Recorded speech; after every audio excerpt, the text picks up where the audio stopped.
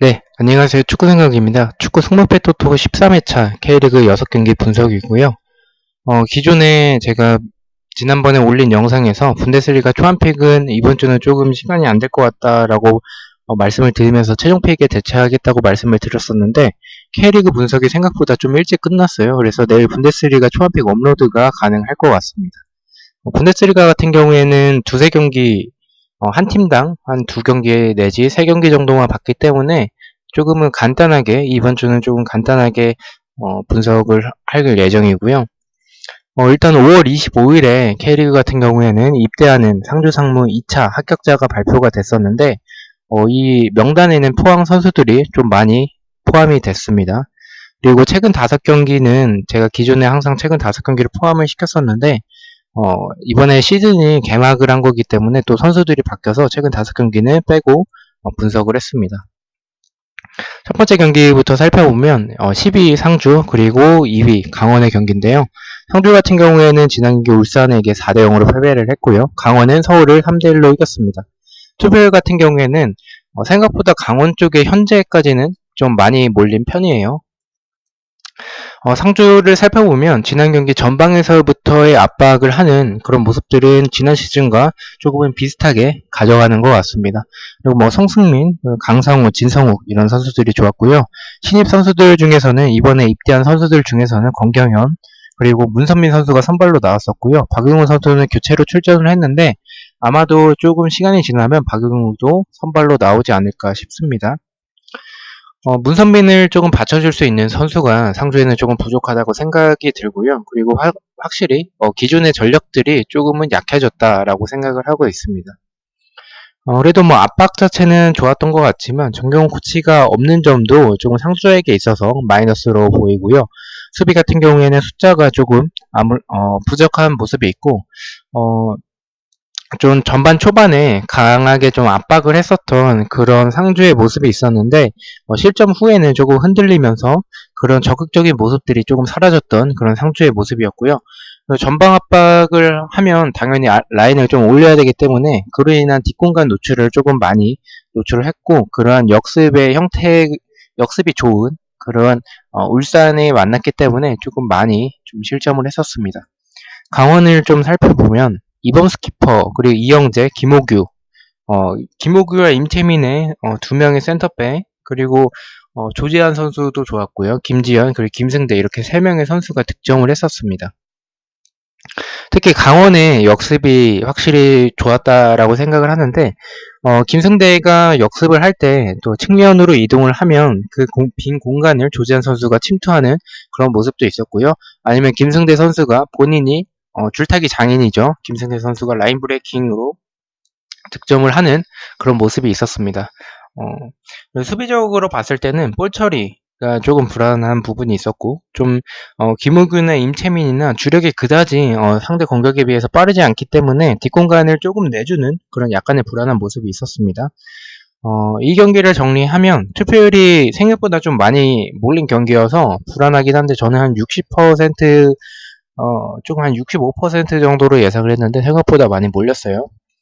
일단 상주의 전방 압박을 강원이 버텨내고 그런 부분을 역습으로 이어나갈 수 있다면 강원이 충분히 득점을 만들어낼 수 있을 것이라고 보고 저도 이 경기는 약간의 이변으로 보지 않고 상주의 단통 패, 강원의 승을 예측을 하고요.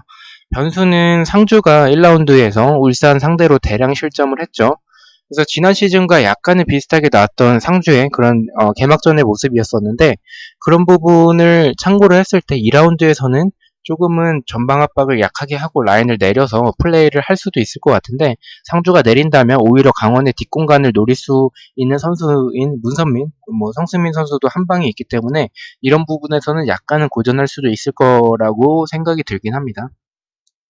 그래도 두 팀의 전력 차이가 좀 많이 나는 편이어서 일단은 강원 승으로 보는데 이 경기도 좀 고민을 해보겠습니다. 생각보다 투표율이 너무 많이 몰려서 좀 이변이 나올 수도 있을 것 같은 느낌이 들어서 일단 최종배까지 고민하도록 하겠습니다.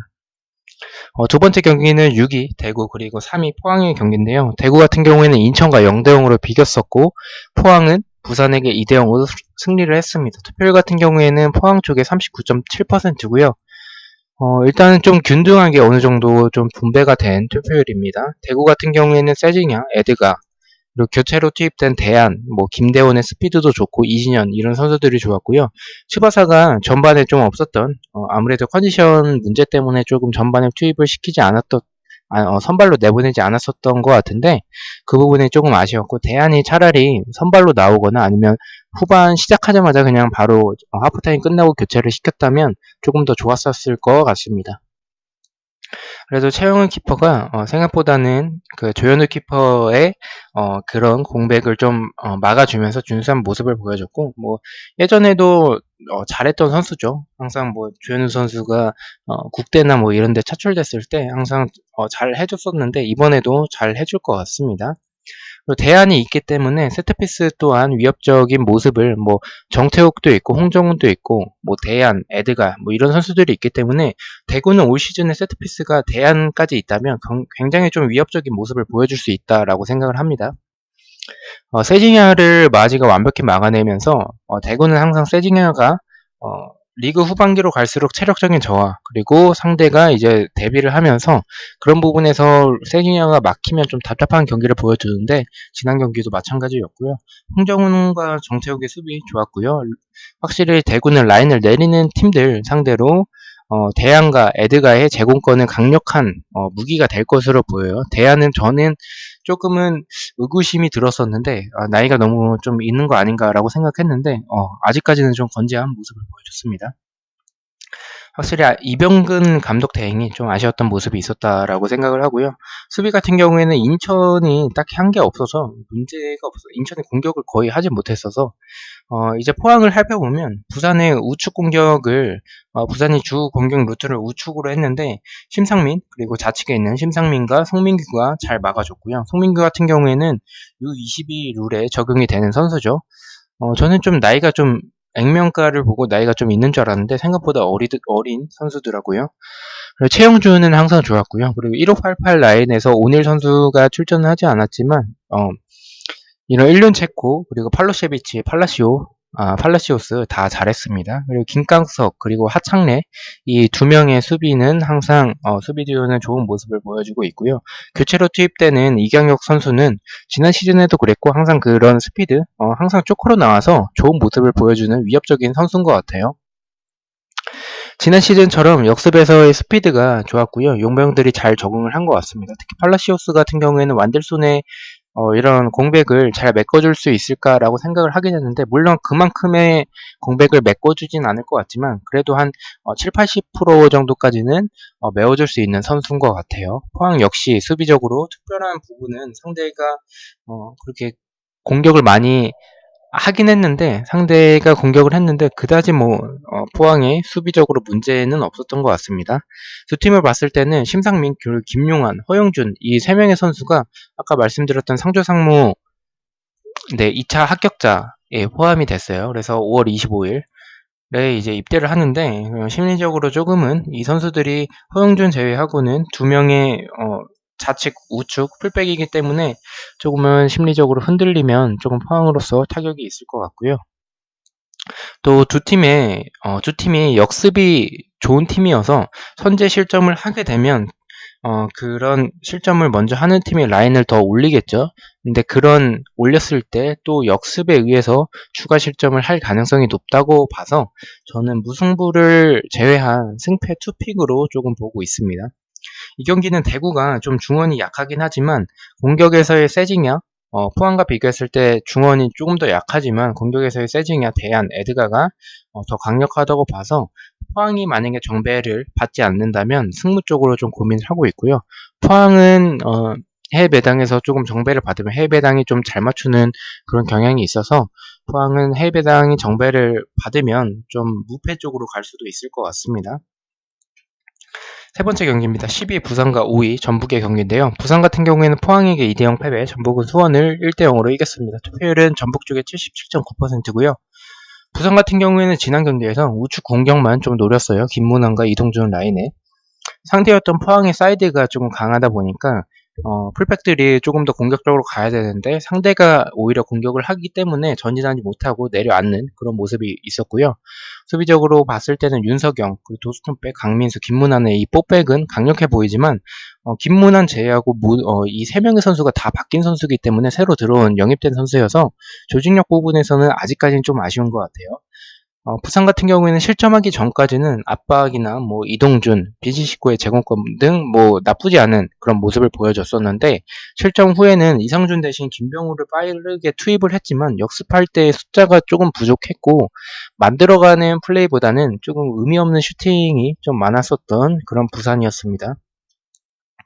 수비 같은 경우에는 숫자가 많긴 하지만 뭐 제공권, 세트피스 제공권에서 특히 조금 밀리는 그런 모습이 있었고요. 좌측 측면 공간, 윤석영 선수가 있는 공간인데 아무래도 근데 상대가 팔라시오스 그리고 교체로 또 투입되는 선수가 이강혁 두 선수 다 빠른 선수였기 때문에 그런 공간을 좀 많이 내주는 모습이었던 것 같아요. 윤석영 선수도 이제 좀 나이가 있다 보니까 전북은 로페즈 그리고 문선민의 공백이 좀 보였고요. 그리고 신현민의 공백도 있어 보입니다. 약팀 상대로는 손준호가 원볼란테로 조금 나올 것 같아요. 근데 울산과 같은 강팀 상대로는 예전에 신영민 선수 혼자서 커버가 가능했다면 지금 손준호 선수만으로는 수비적으로는 조금 부족한 것 같아서 아마도 손준호 정혁 투볼란테로 나올 것 같습니다. 이 경기에서는 부산 상대가 부산이다 보니까 손주는 원볼란테 쪽으로 나올 것 같고요. 쿠니모토와 윙백들의 오버래핑 뭐 이런 부분들은 좋았지만 상대가 내리면 여전히 좀 버거워하는 전북의 모습이고요. 한규원은 어떻게 보면 전북에서의 정통 윙어라고 볼 수가 있는데 항상 뭔가 아쉬운 느낌의 선수입니다. 좀 무릴로가 그나마 좀 활발한 모습을 보여줬다라고 생각을 했는데 무릴로를 교체시켰던 부분은 조금 아쉬웠고요. 차라리 느리는 팀들 상대로는 벨트비크를 아예 선발로 세워서 196cm의 장신이기 때문에 이런 제공권을 노리는 모습이 조금 더 좋아 보입니다. 전북이 결국에는 경기를 주도하긴 했지만 좋은 경기력은 아니었고요. 이 경기에서 수비적인 문제점은 크게 없었지만 전북은 지난 시즌도 그랬고 항상 좌측에서의 김진수가 오버래핑을 공격적으로 하기 때문에 그 빈 공간 그리고 홍정호가 가끔씩 볼을 뒤로 넘기는 그런 부분들이 있어서 뒷공간을 내줄 때가 있습니다. 그래서 저는 이 경기 약간의 이변으로 보고 있고요. 강원과 전북 중 이변이 나올 것 같은데 그 두 경기 중에서 근데 저는 오히려 강원 쪽보다는 전북 쪽이 조금 더 이변이 나올 수도 있을 것 같아요. 그 이유는 부산의 이동준 선수, 네, 그리고 김진수 쪽을 조금 노린다면, 네, 역습에서의 좋은 모습을 보여줄 수 있다라고 생각을 하고요. 전북의 사이드가 이런, 이 윙 쪽 플레이어들이 포항만큼 강하다고 생각하지 않아서 오버래핑 역시 부산의 윙백들이 자주 나올 수 있을 거라고 생각을 합니다. 제 개인적인 생각은 부산이 역습으로 한 골 넣고 지키다가 후반 막판에 전북이 동점골을 넣는 느낌도 들 것 같아서 이 경기는 일단 무패로 가면 안전할 것 같아서 무패로 가도록 하겠습니다. 10번째 경기입니다. 수원과 울산의 경기인데요. 수원은 전북에게 1대0 패배, 울산은 상주에게 4대0으로 이겼습니다. 투표율은 울산 쪽에 77.6%고요. 수원 같은 경우에는 안토니스 선수가 퇴장을 당해서 이 경기 출전하지 못합니다. 이 경기 분석은 했지만 두 팀의 차이가 너무 극명하고요. 헨리가 반데이크 모습을 좀 보여주긴 했어요. 그러나 가끔씩 이제 도전하는 수비, 이제 공격적인 수비라고 할 수가 있는데 그렇게 좀 도전하는 모습들이 좀 있고요. 세트피스에서 그 수원의 수비진을 봤을 때 좀 제공권에서 아쉬웠어요. 그래서 그런 부분, 전북에게 실점을 했었던 부분도 결국에는 이동국 선수를 노마크하면서 그런 실점을 했었던 부분이고요. 또 수비와 미드 이 사이 간격이 항상 넓어서 중거리를 좀 많이 내주는 편입니다. 일단 안토니스까지 없다면 중원이 너무나도 약하고요. 울산은 전북과 다르게 수원이 극단적으로 내리더라도 중거리 한 방이 있는 선수들이 윤빛가람 뭐 이런 선수들이 있고요. 이청용이 있다라는 점에서 확실히 그런 공격적으로 조금 무뎌진 전북보다는 좋은 모습을 보여줄 것 같아서 또 존슨 선수도 있죠. 그래서 저는 수원의 단통패로 이 경기는 그냥 뭐 분석 필요 없이 저는 일단 울산 쪽으로 너무 울산 쪽으로 보여서 울산으로 가도록 하겠습니다. 이상원 선수가 햄스트링 부분 부상인 부분이 조금 아쉽긴 하지만 출전 여부는 지속적으로 확인을 하도록 하겠습니다. 상대 전적은 2무 3패로 울산이 우세하고요. 11번째 경기입니다. 8위 서울과 11위 광주의 경기인데요. 서울은 강원에게 3대1 패배, 광주는 성남에게 2대0으로 패배했습니다. 투표율 같은 경우에는 서울 쪽에 71.2%로 좀 몰려져 있고요. 서울 같은 경우에는 페시치가 교체로 나왔었고 박동진이 골을 넣었습니다. 서울은 단단한 중원, 그리고 김진야 선수도 있고 뭐 박주영, 그리고 셰필드 축구 같은 그런 3명의 센터백이 조금은 공격적으로 가담을 하는 그런 축구를 보여줬고요. 다만 이런 축구를 했었을 때 볼을 뺏기면 역습에서 너무 위험하고 그러한 장면들이 강원전에서 나왔었다라고 생각을 합니다. 김남춘 선수가 부상으로 교체 아웃이 됐었는데 이번 경기에는 출전이 아마도 심한 부상은 아니어서 가능할 것으로 보이긴 합니다. 중앙 공간에서의 중거리 허용, 그리고 김남춘 선수가 나간 뒤에는 좀 수비적으로 흔들리는 모습, 라인 컨트롤도 제대로 안 되는 등 좀 아쉬운 모습이 있었던 서울이었고요. 하지만 김남춘 선수가 있다면 결국에는 이렇게 흔들리진 않을 거라고 생각을 해요. 광주를 봤을 때는 박지성 감독의 광주는 크로스가 상태가 너무 심각했죠. 지난 경기 봤을 때. 롱패스, 세트피스, 패스, 드리블 다 안 되는 모습이었고요. 특히 뭐 세트피스 같은 경우에는 굉장히 기회가 많았는데 다 똥볼이었어요. 윌리안과 엄원상도 없어서 약간 뭐 크랙의 선수도 없었고 측면에서 풀어줄 선수가 전혀 보이지 않았고 팔리페가 답답해서 그런 건지 중원까지 좀 내려와서 하는 모습, 그리고 마르코 선수도 적응이 조금 되지 않았었던 그런 모습을 보여줬습니다. 뭐 여름과 아실마토프, 여봉은 뭐 좋은 모습을 보여주긴 했지만 광주는 결국엔 역습이 제대로 이루어지지 않고 몇 번 없던 기회들마저 놓치면서 결정 지어주지 못하면서 득점을 하지 못했습니다. 가장 아쉬웠던 점은 이런 시간에 두 골을 실점했던 부분이었는데요. 일단 이 경기를 봤을 때 서울의 우세가 당연히 좀 예상이 되는 경기입니다. 스쿼드만 봤을 때도 서울이 좀 우세하고요. 투표율과 상대 전적 모두 4승 1패로 서울을 가리키고 있습니다. 다만 이 경기가 K리그라는 이변이 많이 나오는 K리그라는 점, 그리고 박진석 감독의 전술적인 모습을 본다면 이른 시간 실점을 하지 않으면 조금 서울이 오히려 마음이 더 급해질 수 있을 것 같다라고 생각을 해요. 왜냐하면 서울이 지난 경기 1라운드에서 패배를 했었기 때문에. 그래서 그렇게 했을 때는 라인을 조금 더 셰필드 같은 축구를 했을 때 이런 펠리페 그리고 윌리안 선수가 역습에 의해서 동점 정도를 가능할 수도 있을 것 같아서 저는 일단은 단통무 쪽으로 보고 있고요. 일단 광주가 성남 상대로 고전했던 이유는 그거였던 것 같아요. 전반 이른 시간에 실점을 했고, 또 실점을 하면서 상대가 전반 중반 이후에는 성남이 좀 라인을 내렸죠. 그럼 라인을 내린 팀들 상대로 광주가 조금 너무 버거워하는 모습이 있었어요. 그래서 이 경기를 투픽으로 가지 않는 이유는 뭔가 이변이 왜 오히려 광주가 승리할 수도 있을 것 같은 느낌이 들어서 좀 안전하지 않은 경기라고 봤어요. 그래서 서울의 승무 투픽으로 가더라도 조금의 위험한 경기라고 생각을 해서 저는 단통 무로 쪽으로 가도록 하겠습니다. 이 경기는 축생픽에서는 지울 수도 있을 것 같은 경기입니다. 마지막 경기입니다. 4위 성남과 6위 인천의 경기인데요. 성남은 광주에게 2대0으로 승리를 했고 인천은 대구와 0대0으로 비겼습니다. 투표 같은 경우에는 성남이 성남 승 쪽을 50.6%로 투표율을 가져가고 있고요. 성남 같은 경우에는 뭐 정경호 수석 코치를 비롯해서 양동현, 이스칸드로프, 김영광, 임선영, 연재원, 유인수 이런 유인수 선수가 굉장히 좀 잘 해줬어요. 그래서 전체적으로 공수가 모두 좀 좋아진 성남이라고 볼 수가 있고요. 전반 중반부터는 이제 선제골을 넣고 나서는 선수비 후 역습 형태로 효율적인 모습을 보여줬습니다. 유망주 홍시우 선수가 교체 투입이 됐었는데 역시 역습에서의 스피드가 좋았었던 성남이었지만 전반 초반에는 수비 숫자가 조금 부족한 모습들이 있었는데 약간은 좀 긴가민가해요. 성남이 정말 상대가 광주여서 그 정도로 잘한 건지 아니면 성남이 진짜 잘한 건지 그 부분에선 약간은 긴가민가한 상태긴 합니다. 인천은 조금 예상했던 대로 이만석 감독의 실리축구, 극단적인 수비 전술을 보여줬고요. 마하지 선수가 세징야를 틀어 막으면서 승점 1점을 따왔습니다. 마하지는 수비 그리고 볼 배급 다 좋았었던 모습을 보여줬고요. 김현수 선수가 수비적으로 좀 투지를 보여줬고 김준혁, 김호남, K&A 피지컬, 시우타임, 그리고 김도영의 활동량 등 무구사가 교체 투입된 점은 아쉬웠던 모습이 있었지만 인천이 전체적으로 그래도 감독의 전술에 어느 정도 녹아 있다라는 생각이 좀 들었고 역습에서도 좀 나쁘지 않은 모습을 보여줬었다라고 생각을 합니다. 인천은 세트피스 그리고 제공권 두 개 다 조금 그 부분에선 좀 아쉬운 모습이었고요. 좀 수비적으로는 조금 근데 상대가 대구가 대항까지 들어오면서 세트피스가 좋긴 했었어요. 이재성 선수, 수비적으로 봤을 때 이재성 선수가 굉장히 좀 좋은 지난 시즌 모습을 보여줬었는데 코치진과 좀 불화가 있다라는 얘기가 있습니다. 명단 제외가 됐었고 연습 경기에서도 명단 제외가 됐었다고 합니다. 이재성이 있었다면 더 좋았을 인천이라고 생각이 들긴 합니다. 이 경기는 이재성이 없는 인천, 분우자도 결장을 했었고요.